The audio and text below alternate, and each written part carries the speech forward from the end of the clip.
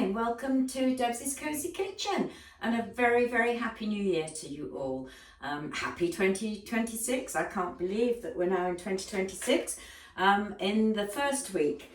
So what I'm going to be showing you in January is some very simple, easy meals because I think, well, I don't know if anybody else has, but I ate rather a lot over Christmas and I feel that I like to sort of a little bit of a detox.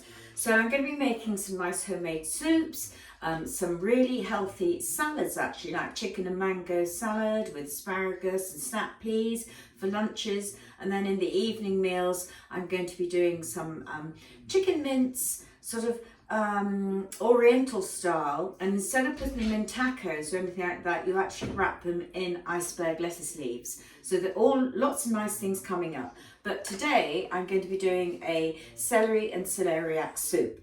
Very, very simple. And the recipe will be in the notes on my video.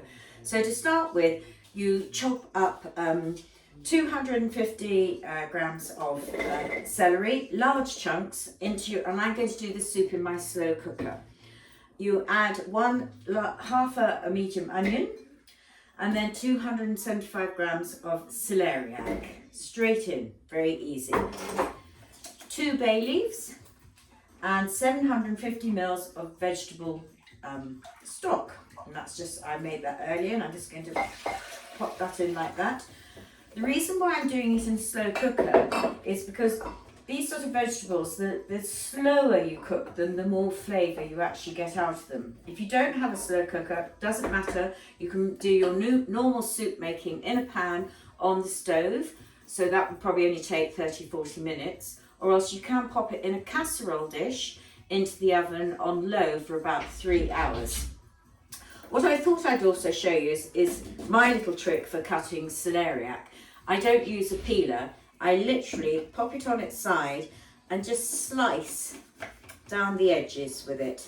And that just takes off all the knobbly bits. It is quite difficult to do with a peeler, but then it all comes up very nicely just like that.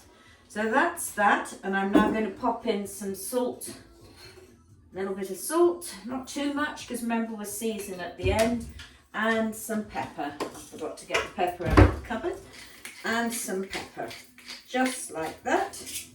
Give it a stir around, and I'm going to place that in my slow cooker, and I'm going to put mine on high for 1 hour, and then I'm going to turn it down to medium for another 2 hours, and then just check it as we go along. And when that is all cooked, we'll come back and I'll show you how to serve it up. Talk to you very soon. Hello and welcome back to Deb's Cosy Kitchen. We left off with the celery and celeriac cooking slowly in the slow cooker or roasting in the oven. Now I actually checked mine after 3 hours on the slow cooker and had left it on high, and it still wasn't cooked. It needed another couple of hours. So that I've left, and I've now got in my saucepan some lovely my slow cooked celeriac celery onions. So I have removed the bay leaves because what I'm going to do now is whisk it all up. So got my whisker here.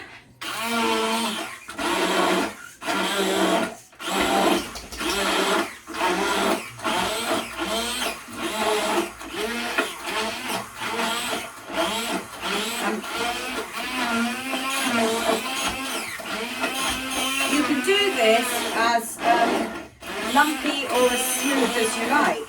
If you like a bit of chunk left in your soup, then don't blitz it the whole way. But if you like it obviously puree, then go the whole way if you like a smooth soup. So, there we go. That's that done. Very noisy.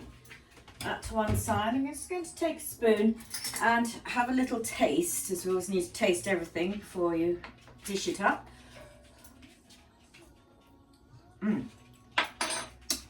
That is absolutely delicious and perfect to my taste.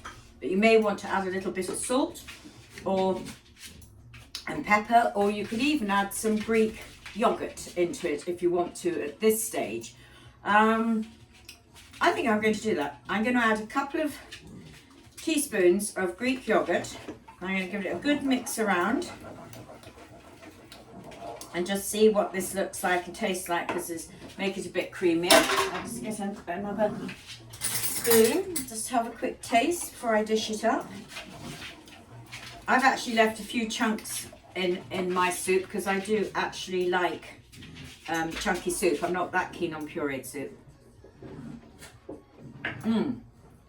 That is absolutely delicious. So I just need to pop this back on the heat for a few minutes to heat it up. And meantime, now what I've done is, in my frying pan, I melted a tiny bit of butter and I have put in some red and white quinoa and just fried it very gently. So I'm going to continue to fry that gently while the soup heats up, and then we will be ready to serve it up. And me being me, I will be right back as I've left my ladle out in the drawer. I'll be right back.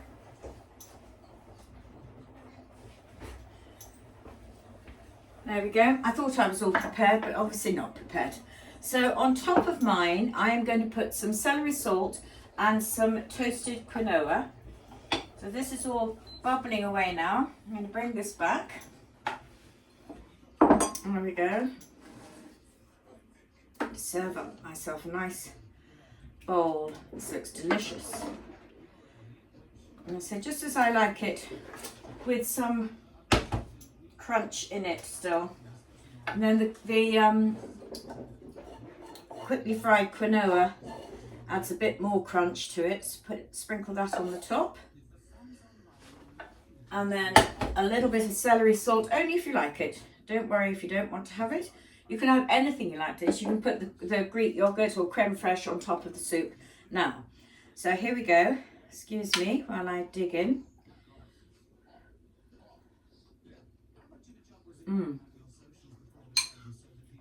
That is absolutely delicious. Really, really yummy. And what I'm going to do as well is, because I think that would be rather nice, a dollop of the Greek yoghurt. Get the quinoa, chunks of onions.